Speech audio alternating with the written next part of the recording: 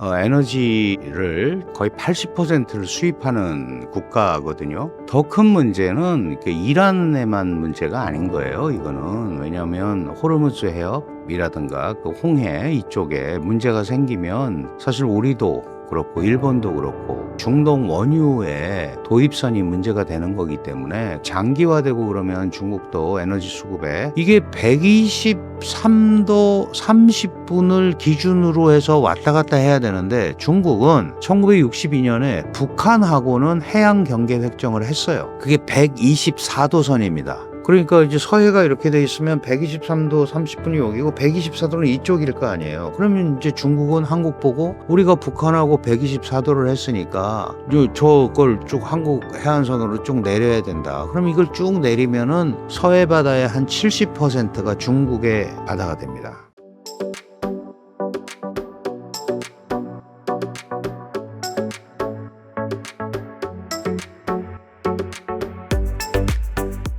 안녕하세요. 강준영 교수님, 간단하게 자기소개 부탁드립니다. 네, 안녕하세요. 저는 한국외국어대학교에서 중국을 공부하고 있는 강준영이라고 합니다. 이란이 최근 이스라엘의 공습을 받으며 경제 핵심 시설인 에너지 시설에 타격을 받아 원유 생산에 위기가 발생했다고 하는데요. 이란 원유 수출의 대부분이 중국으로 수출되고 있다는 점에서 중국의 발등에 불이 떨어진 것 아니냐는 의견도 있는데 중국의 상황은 좀 어떤가요? 네, 사실 이란은 계속 제재를 받고 있었고, 실제로 이제 굉장히 국제시대보다 싼 가격으로 중국이 이제 이란 원유를 많이 수입을 하고 있었습니다.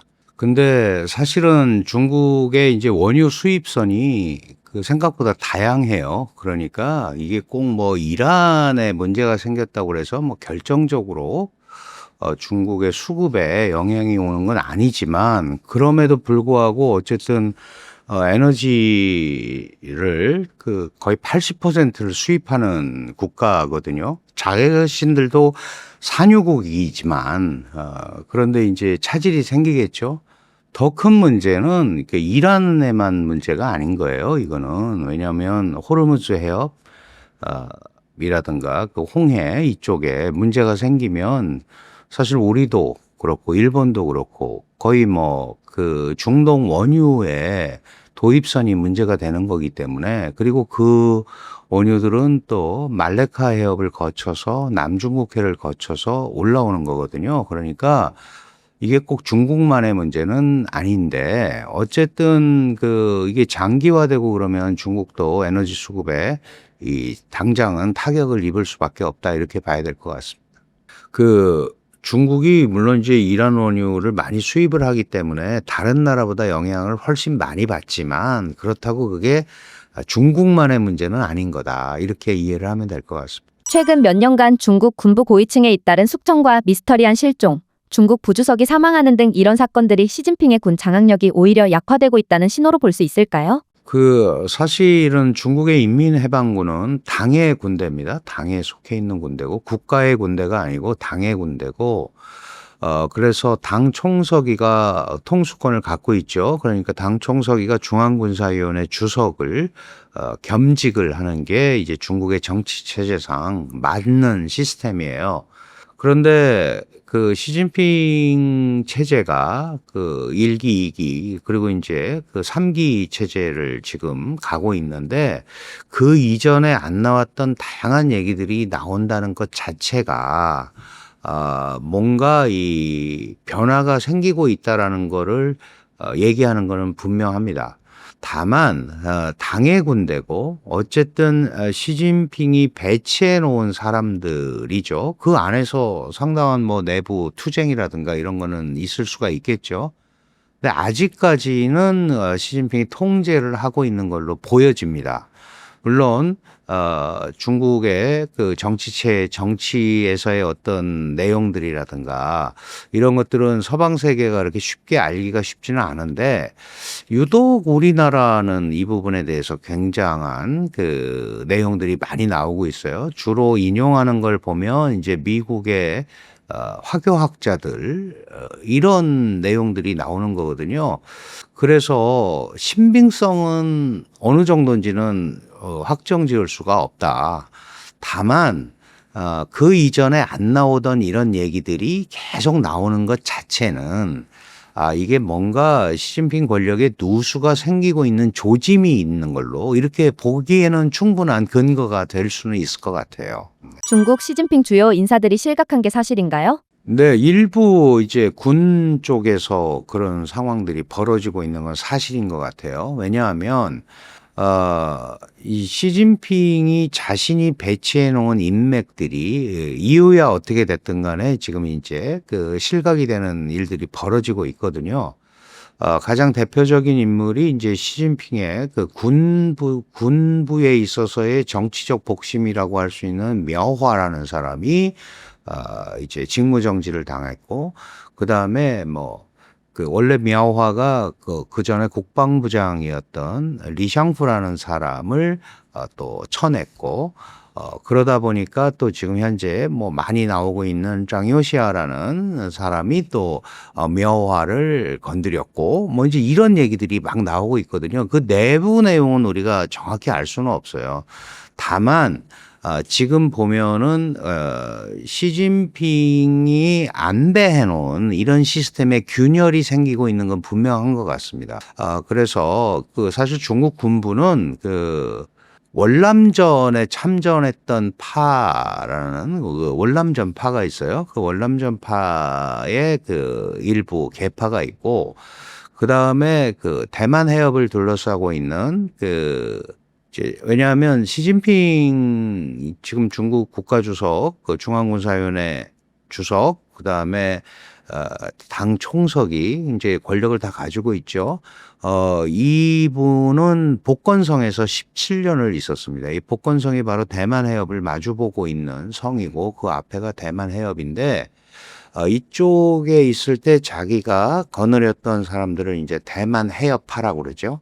지금 얘기한 미아화라든가 그 다음에 갑자기 사라진 걸로 이렇게 보도가 되고 있는 허웨이동이라든가 이런 분들, 이런 사람들이 바로 이제 대만 해협파니까 아마 그 소위 월남전 참전파에 조금 밀린 거 아닌가. 그런데 그런 것들을 예를 들어서 한쪽에서 한다고 해서 한쪽이 그냥 물러나는 싸움이 아니고 누군가 사인을 해야 물러나잖아요. 그죠? 그거는 아직도 시진핑이 사인을 하지 않으면 그런 조치들을 취할 수 없는 겁니다. 그런 의미에서 무슨 직접적으로 시진핑 군권에 도전한다든가 이런 것들은 아직까지는 조금 억측에 가까울 걸로 판단이 되고, 다만 시진핑도 피하지 못하는 게 있어요. 시진핑이 군부 숙청이라든가 이런 걸 하면서 항상 내세웠던 게 부정부패란 말이에요.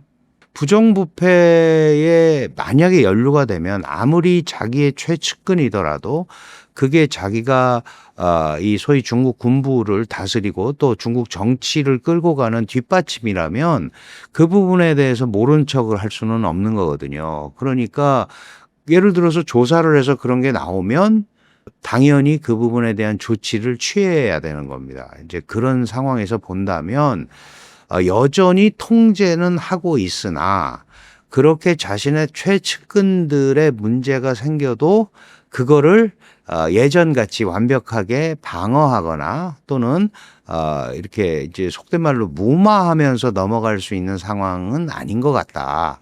이렇게 본다면 일부 시진핑의 강력한 이 소위 황제적 권력이라고 얘기를 많이 했었는데 그런 거에는 약간 손상이 간 거다라고 이제 볼 수는 있을 것 같아요.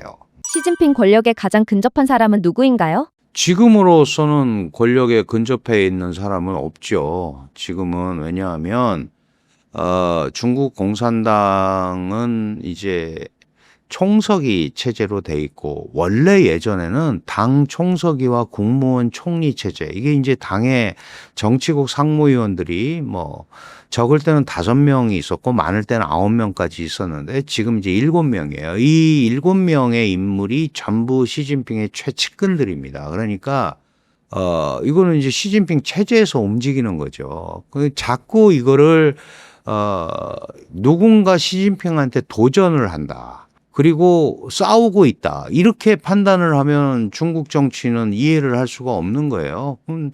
물론 시진핑 개인은 문제가 생길 수 있습니다. 예를 들어서 뭐 건강상의 문제도 생길 수 있고, 그 다음에 모든 사람이 인정할 수 없는 뭐 부패를 저질렀다거나, 그것 때문에 사회 혼란이 왔다거나, 이렇다면 시진핑도 자유로울 수 없지만, 그 위에는 공산당이라는 거대한 엄브렐라가 있는 거거든요. 그러면 이 안에서 움직이는 거기 때문에 공산당 권력의 손상을 받지 않는 게 공산당이 추구하는 1번이에요. 그러면 당연히 시진핑의 존재가 공산당의 존립을 위협한다고 하면 시진핑도 언제든지 대상이 될 수 있는 거죠.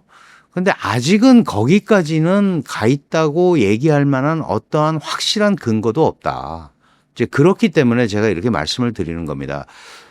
그런 현상들이 진행이 되고 있을 수도 있어요. 그러나 적어도 지금까지는 그런 상황은 아닌 것 같다. 예를 들면 5월 19일에 시진핑이 TV에 출연하고 안 나타나다가 벨라루스 대통령을 인민대회당이 아닌 뭐 다른 데서 접견을 했다.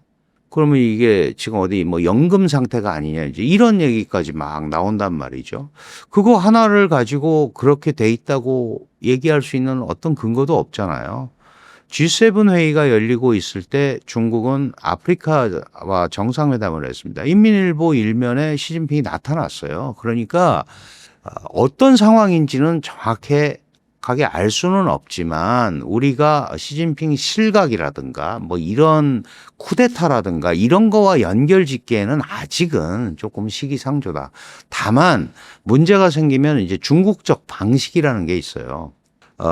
중국이라는 게 공산당이 유일 정치 실체인데 여기에 혼란이 오면 안 되잖아요. 그러니까 이제 당이 지도자를 조정과 타협이라는 이름으로 정돈할 수는 있죠. 그런 것들이 이제 이전에 후야오방 총서기, 그 다음에 자오즈양 총서기도 그런 이유로 조정과 타협이라는 이유로 바뀌었는데 그 당시에는 원로 그룹들이 있었습니다. 예를 들어서 덩샤오핑이 문화대혁명이 왜 일어났는지를 보니까 이게 권력이 너무 과도하게 집중이 돼서 그렇고 고인물은 썩는다. 그러니까 최고 지도자를 2번씩만 해라. 5년이니까요. 10년씩만 하자. 이런 것들을 이제 시진핑이 사실은 지난 3선을 하면서 깬 거란 말이에요. 그러니까 그때는 그런 원로 그룹들이 뒤에서 받쳐주고 있었는데 이 시진핑 체제가 3기를 오면서 그런 이제 소위 중국의 그런 그룹들이 다 사라져 버린 거죠. 그러니까 그래서 1인 체제를 확립했다고 하는 거거든요. 다만 1인 체제를 확립했다고 해서 그 안에 또 무슨 움직임이 없느냐 그런 건 아니죠. 아직 그런 소위 계파라든가 그룹들이 시진핑과 맞싸움을 하기에는 아직은 여력이 거기까지는 안 가 있는 것 같다라고 이제 저는 판단을 하는 거고 또 다른 분들은 다르게 보실 수도 있어요. 지금 이런 얘기가 자꾸 나오는 거는 이게 뭐 권력 다툼이 시작이 됐고 시진핑의 권력이 완전히 지금 문제가 생기고 있다라고 볼 수도 있습니다. 다만 제가 말씀드리고자 하는 거는 구체적인 증거나 이런 게 아직까지는 잘 보이지 않는다. 중국을 쭉 공부하면서 지켜본 결과로 여전히 통제는 하고 있다. 다만 조금 이제 힘은 이전보다는 이 누수 현상이 나타나는 건 사실이다. 그러나 거꾸로 얘기해서 이런 누수를 잘 봉합을 하면은 다시 한번 자기 시스템으로 갈 수 있는 거잖아요. 그러니까 지금 그런 과도기에 있는 거 아닌가. 그러니까 군부에서 문제가 생기면 저쪽이 잘못했으면 당연히 그거는 당의 기율, 군의 기율에 의해서 처리를 해야 된다라고 해줄 수도 있는 거죠. 그걸 해준 거를 권력에 굴복했다? 어느 일부 군부의 권력에 굴복했다? 이렇게 얘기하기는 굉장히 어려운 상황이 아닌가. 저는 그렇게 판단합니다. 네.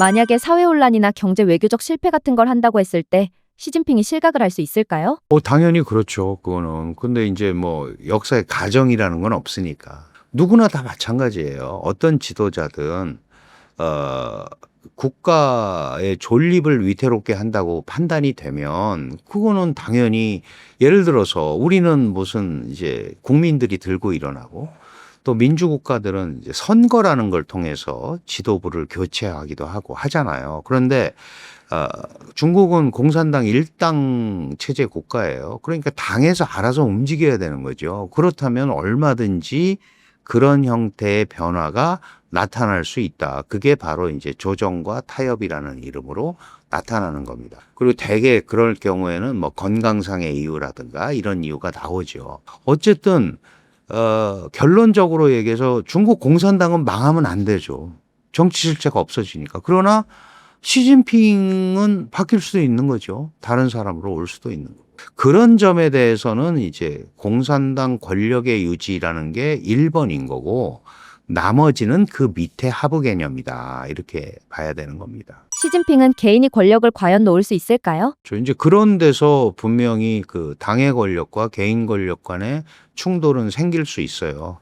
이제 그런 것들이 예를 들면 예전에 그 마오쩌둥의 문화대혁명이라든가 이제 그런 게 그렇게 나타나는 것도 있는 거거든요. 또 그 안에 여러 가지 파벌들이 또 존재하게 돼 있고 이런 현상도 당연히 나타날 수 있습니다. 근데 이제 지금 상황은 그러한 어떤 흐름들이 눈앞에 딱 나타나는 건 아닌 거죠. 특히 시진핑은 삼선을 하면서 중국의 꿈을 완성하겠다라고 얘기를 했고 물론 당장 되는 건 아닙니다. 그리고 그거를 위해서 미국과 어쨌든 그 대결을 피하지 않겠다라는 걸 가지고 했기 때문에 지금 이제 그런 상황이거든요. 뭐 예를 들어서 미국과의 대결에서 패한다거나 갑자기 나타나는 현상은 아닙니다. 또 그로 인해서 민생이 피폐하고 사회 동요가 일어나고 이렇다면은 중국 공산당도 다른 선택을 해야 될 수밖에 없는 거죠. 시진핑은 물론이고 그런 차원에서 사회 변동이라든가 이런 것들은 늘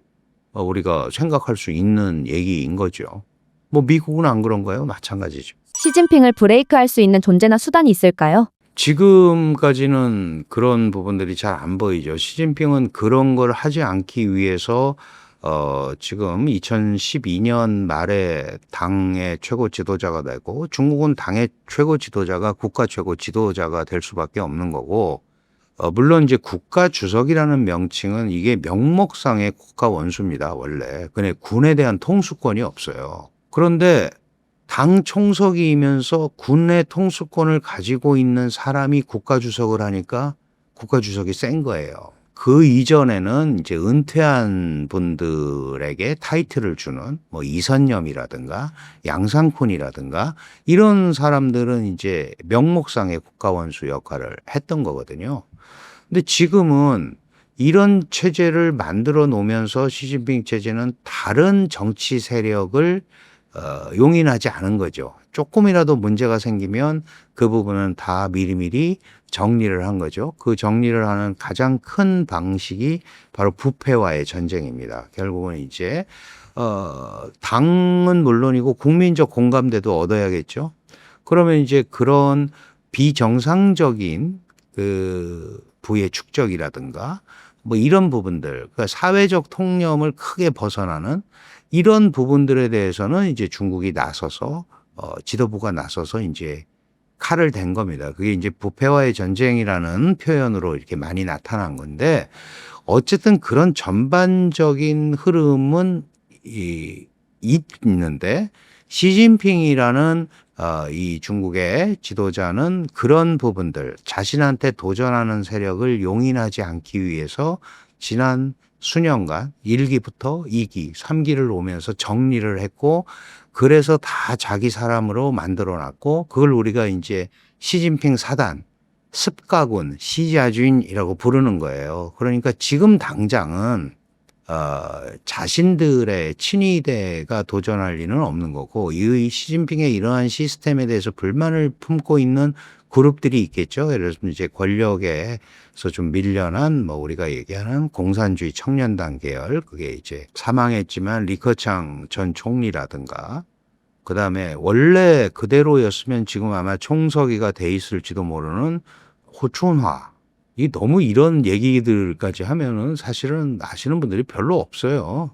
그다음에 뭐 왕양 이런 계열의 그 사람들 그리고 여전히 후진타오가 건재하고 있고 후진타오가 바로 공청단 계열을 이끄는 수장처럼 돼 있잖아요. 그리고 상해 세력도 일부 건재하고 있고 이런 것들은 항상 있는 겁니다. 그걸 지금까지 시진핑은 자신한테 도전하지 못하도록 잘 정리를 해갖고 왔기 때문에 그 언론이나 이제 우리 유튜브 이런 데서는 뭔가 막 벌어지고 도전하고 싸우고 이런 거를 보지만 중국 공산당은 그렇게 만만한 조직이 아닙니다. 중국 공산당은 1921년에 창당이 됐어요.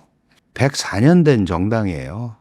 우리나라 정당의 역사나 이런 걸 한번 생각해 보세요. 물론 그게 맞고 틀리고가 아니고 노하우가 있다는 거죠. 자신들만의 생존 노하우가.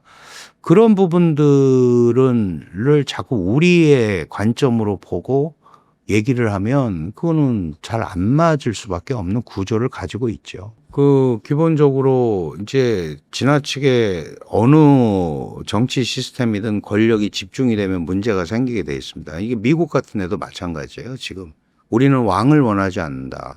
시위를 하잖아요.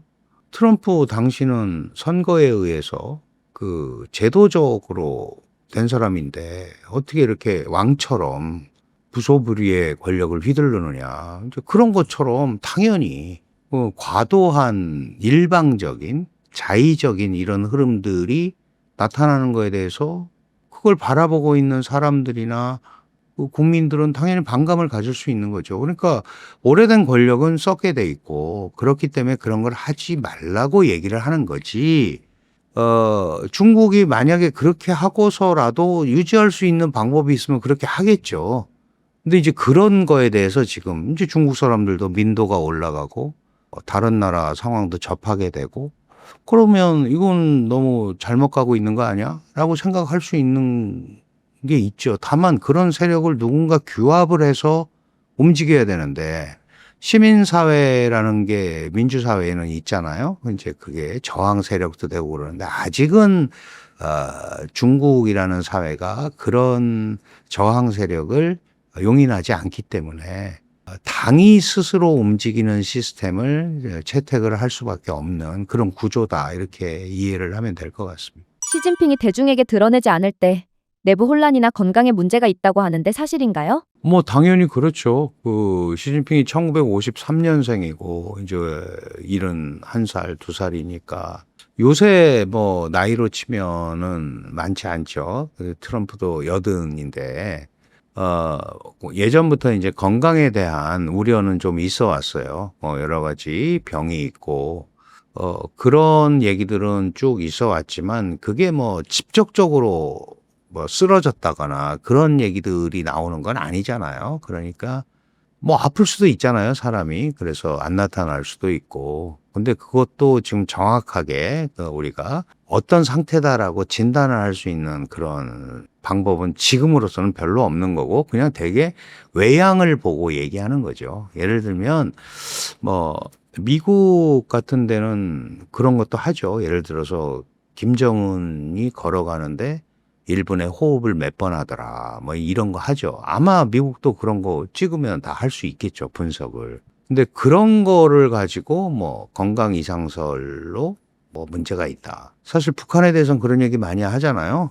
김정은 건강 이상설. 시진핑도 건강 이상설 얘기가 나오지만 구체적으로 어떻다라는 거는 아직까지는 많이 안 나오고 있거든요. 그러니까 알 방법은 별로 없는 거죠. 뭐 예단할 수도 없고 그런 상황인 것 같습니다.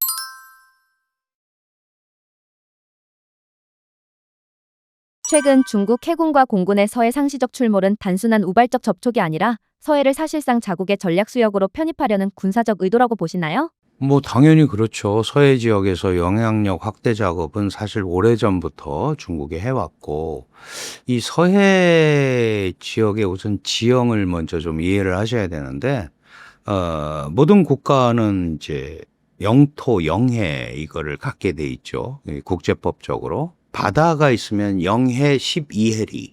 그러니까 12해리면 1해리가 1850m인가 그렇습니다. 그러니까 20여 킬로는 이제 자기네 영해고 그다음에 거기에서부터 200캐리가 그걸 포함해서 200캐리 그걸 이제 배타적 경제 수역이라고 그러죠. 경제에 있어서 관할권을 가지고 있는 200캐리면은 한 370km가 되는 거예요.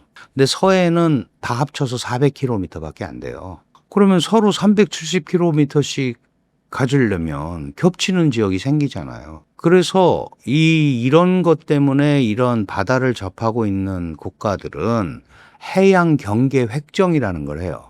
여기까지가 우리 바다고 여기부터는 당신 바다고. 그런데 이 해양 경계 획정을 하는 거가 쉽지가 않습니다. 조금이라도 더 바다를 가져가려고 하겠죠. 이게 보통 일반적으로는 중간선의 원칙이라는 게 있어요. 그래서 이게 우리하고 당신하고 바다가 100km니까 가운데가 50km다. 그럼 400km니까 한 200km 정도가 중간선이다. 그래서 저쪽은 당신들이 관할권을 갖고 이렇게 하자. 이런 것들을 이제 해야 되는데 중국은 이럴 때마다 들고 나오는 논리가 있습니다. 중국이 해안선도 훨씬 길고 인구도 훨씬 많고 그다음에 서해 바다에 상당한 토사들이 황하강과 양자강에서 퇴적이 된 거다. 그러니까 우리가 더 많이 가져야겠다. 이걸 이제 균형의 원칙이라고 그래요. 그러니까 어느 국가가 그거를 받아들이겠어요. 그래서 이제 해양 경계 획정이 안 되고 있는 겁니다. 우리가 1992년 8월 24일 날 수교를 했는데 근데 그 바다를 공동으로 관리할 필요가 있죠. 왜냐하면 어업 활동을 해야 되잖아요. 그래서 이제 2000년도에 양측이 어업협정을 맺습니다. 어업협정을 맺어서 영해 12일이는 국제법적으로 된 거니까 그거는 할 수 있잖아요. 그리고 나머지 겹치는 부분을 잠정조치수역, 이렇게 PMG라고 그러죠. 잠정조치수역이라는 걸로 정한 겁니다. 그리고 그 잠정조치수역에서는 어업과 항행을 제외한 어떤 행동도 하지 않는다. 이게 이제 서로 한 거예요. 그러면 예를 들어 가지고 대개 이제 중간선이라는 게 동경 123도 30분쯤이 이제 가운데 선이에요. 그러면 그거를 가운데 선을 긋고 서로 이제 잠정 조치 수역이니까 뭐 중국 배가 한국에 와서 조업을 해야겠다. 잠정 조치 수역에서 공동 관리하기로 했으니까. 그럼 이제 우리가 허가를 해주죠. 뭐 1년에 1,600척이 와서 해야 된다. 근데 우리는 중국 쪽으로 가서 조업을 안 하죠. 왜냐하면 거기는 오염이 돼서 고기가 없어요. 그러다 보니까 이제 잘 알고 계시는 불법 조업 문제나 이런 게 생기는 거예요. 그러니까 잡기로 한 양보다 훨씬 많이 잡고 허가한 배보다 더 많이 들어와서 이제 조업을 하는 거예요. 이런 흐름이 지금 사실은 어업협정 이후에도 계속 됐는데 이게 123도 30분을 기준으로 해서 왔다 갔다 해야 되는데 중국은 1962년에 북한하고는 해양 경계 획정을 했어요. 그게 124도 선입니다. 그러니까 이제 서해가 이렇게 돼 있으면 123도 30분이 여기고 124도는 이쪽일 거 아니에요. 그러면 이제 중국은 한국 보고 우리가 북한하고 124도를 했으니까 저걸 쭉 한국 해안선으로 쭉 내려야 된다. 그럼 이걸 쭉 내리면은 서해 바다의 한 70%가 중국의 바다가 됩니다. 그럼 우리가 받아들일 수 없잖아요. 근데 중국은 이거를 자기네 관할 수역이라고 얘기를 하고 우리를 124도 안으로 못 들어오게 하고 이제 군사훈련이나 이런 걸 하고 있습니다. 이게 이제 우선 우리 안보하고 직접적인 문제가 있는 거고. 그 다음에 말씀드린 PMG에 그 소위 잠정조치수역에 지금 연어 양식 설비라고 그래서 거대 구조물을 2개 설치를 했잖아요. 그리고 그 항해를 돕기 위해서 이제 표시를 하는 부표라는 게 있어요. 바다에는. 이 부표를 설치를 했다가 다시 최근에 이렇게 서해 구조물 문제가 불거지는데도 또 3개를 또 설치를 했습니다. 그러니까 이런 전반적인 흐름을 보면 서해 지역에서의 영향력을 확대하려는 노력이다. 이제 중국에서는 그런 표현을 쓰지 않지만 군사적으로 보면 이게 서해를 내해화, 자기네 바다화하려는 전략이다. 이렇게 이제 보는 거죠. 서해 내해화 전략.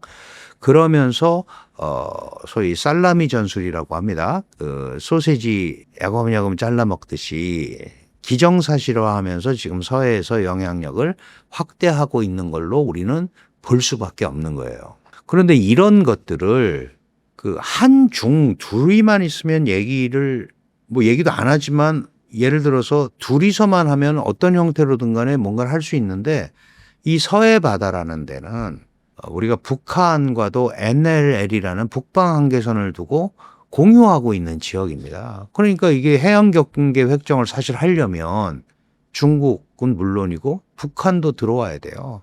그러니까 이게 쉽지 않잖아요. 그러니까 계속 문제가 생기는 요 틈에 중국은 계속해서 자기네 영향력을 확장하고 있다. 이렇게 보면 되고, 그러면 이제 상식적으로 그럼 왜 확장을 하려고 그러지? 이 생각을 하게 되잖아요. 이게 이제 중국이 그런 전례가 있어요. 이 남중국해의 필리핀의 이이지, 필리핀의 배타적 경제 수역에 있는 7개의 산호섬, 그다음에 모래톱 이런 데를 불법 매립을 해서 인공섬을 건설하고 그걸 연결해서 또 활주로를 만들고 이래서 이제 자기네 영토로 지금 쓰고 있잖아요. 그러니까 우리 서해에서도 그런 일이 벌어질 수가 있겠다라는 생각을 하는 거죠.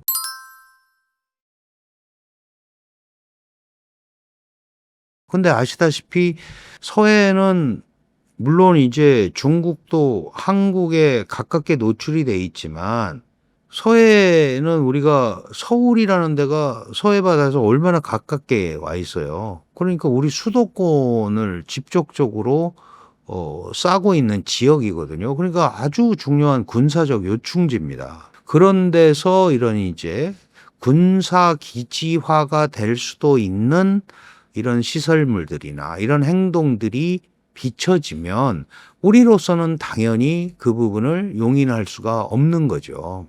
이제 그런 현상들이 지금 벌어지고 있는데 아시다시피 한국은 미국과 상호 방위 조약이 있고 그다음에 한국은 삼면이 바다입니다. 그 북한은 또 딱 잘려 있어서 저쪽에 가지를 못하니까 그러면 삼면이 바다면은 실질적으로 거의 뭐 해양 국가죠. 그죠? 그런데 서해 지역이 저렇게 지금 만약에 중국한테 유린을 당한다고 치면 우선 한미 연합 군사력이 타격을 입을 수밖에 없죠. 거기다가 이 연합 해상훈련 이런 것도 당연히 이 영향을 받을 수밖에 없는 이런 구조예요. 그러니까 그럼 중국이 저기를 왜 저랬을까라고 생각을 해보면 결국은 이제 군사 안보적으로 이 한미 연합 해상 영향력 이런 것들을 반감시키기 위해서 저감시키기 위해서 하는 거 아닌가 이제 이렇게 지금으로서는 판단을 할 수 있는 거죠. 그럼 또 많은 분들이 그런 얘기들도 하세요. 아니 그럼 저쪽에서 불법 구조물을 만들었으면 우리도 똑같이 이쪽에다 만들면 될 거 아니냐. 그렇죠. 논리적으로. 근데 그렇게 하면 이거는 우리가 이 불법 구조물을 인정해 주는 게 되는 거예요. 그죠? 그러니까 뭐 뾰족한 방법은 없지만 어쨌든 국제법적으로 계속 문제를 삼으면서 얘기를 해야 되는 거죠. 그럼 정말 안 되면 우리도 하는 수밖에 없는데 그러면 이제 작전 반경이 훨씬 줄어들고 그걸 인정해 주는 순간 그게 군사 기지화로 바로 전용이 될 수 있고 그렇다면은 서해 바다가 분쟁 바다가 될 가능성이 굉장히 크다. 그렇다면은 우리가 장기적으로 그게 꼭 맞는 전략이냐라는 거를 고민을 해야 되는 겁니다. 그래서 생각 같아서는 그냥 같이 맞대응해서 하면 좋겠지만 다른 방법이 있는지 더 강력하게 얘기를 하고 이렇게 전략을 수립해 나가는 게 더 맞지 않느냐. 제가 이렇게 말씀을 드리면 그럼 무슨 방법이 있겠냐. 사실 뾰족하지는 않아요. 뾰족하지는 않는데 그러면 우리도 뭐 고정식은 아니지만 유사 시설물을 만들어서 이렇게 움직일 수 있는 것들을 뭐 최악의 경우에는 하거나 아니면 나중에는 정말 대응 시설을 하는 수밖에 없겠죠. 근데 그렇게 끌고 가지 않는 게 중요하다. 그 중국은 그럼 왜 그러냐 하면 중국의 그 항공모함 전단이 3개가 있는데 우리가 얘기하는 서해 바다에 지금 2개 전단에 모항이 있습니다. 하나가 대련이고 하나가 청도라는 데예요. 그러니까 중국 해군력이 집중돼 있는 데거든요. 그러면 예를 들어서 대만 해협에 문제가 생기고 저 밑에 동중국해, 남중국해 문제가 생겼을 때 여기가 이제 출발점이잖아요. 그러니까 이쪽 지역에 대한 확실한 해양력 전략을 확보하려는 생각을 가지고 움직이는 거니까 이거는 당연히 자신들은 자신들의 논리에 의해서 하지만 우리는 당연히 안보적 위협을 느낄 수밖에 없는 그런 구조로 지금 서해에서의 소위 그 중국의 영향력 확대가 이루어지고 있다. 이렇게 봐야 되는 겁니다. 근데 미국이 우리한테 어떤 식으로 도와줘야 되는지 예를 들어서 주한미군을 보면 주한미군의 역할이 우리는 당연히 이제 북한에 대한 견제, 뭐 북한 위협에 대한 대응 이렇게 돼 있는데 사실은 한미 상호 방위 조약을 보면 태평양에서의 안전을 도모하는 게 주한미군의 역할이에요. 그 퍼시픽 에리어라고 분명히 나와 있거든요. 그런데다가 지금 트럼프 행정부는 불필요한 분쟁에 개입하지 않는다라는 게 이제 표면적으로 얘기를 하는 거고 굳이 그런 것들을 할 필요가 없는 거죠. 그 할 필요가 없다라는 얘기는 제가 왜 이렇게 말씀을 드리냐 하면 한국은 미국한테 굉장히 중요한 지역이에요.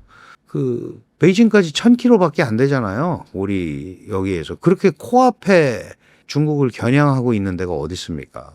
그러니까 이거는 꼭 뭐 주한미군이 철수한다, 아니다, 뭐 주둔군 비용을 더 내라. 이런 것들의 문제가 아니고 미국의 태평양 전략, 그다음에 한국의 이 동아시아 지역에서의 이 전략 이런 거와 다 연결이 돼 있는 거기 때문에 그리고 뭐 트럼프 대통령이 계속 하는 것도 아니잖아요. 어떤 형태가 될지는 모르겠지만 그래서 그런 거에 대해서 너무 일희일비하지 말고 이제 미국이 도와주면 좋지만 그런 것들을 표면적으로 안 한단 말이죠. 오히려 거꾸로 대만 해협에 유사 상황이 발생하면 주한미군이 응분의 역할을 해야 된다. 이제 전략적 유연성이라는 표현을 쓰는데 그럼 미국이 움직이고 싶은 대로 움직이겠다는 거죠. 그럼 이런 대목에서 우리가 할 수 있는 건 뭐냐? 우리가 적절한 억지력을 가지고 있는 게 제일 중요하다. 미군이랑 같이 하지만 우리 스스로 물론 뭐 자주국방을 100% 하는 거는 어렵고 그렇게까지 또 할 상황도 아니죠.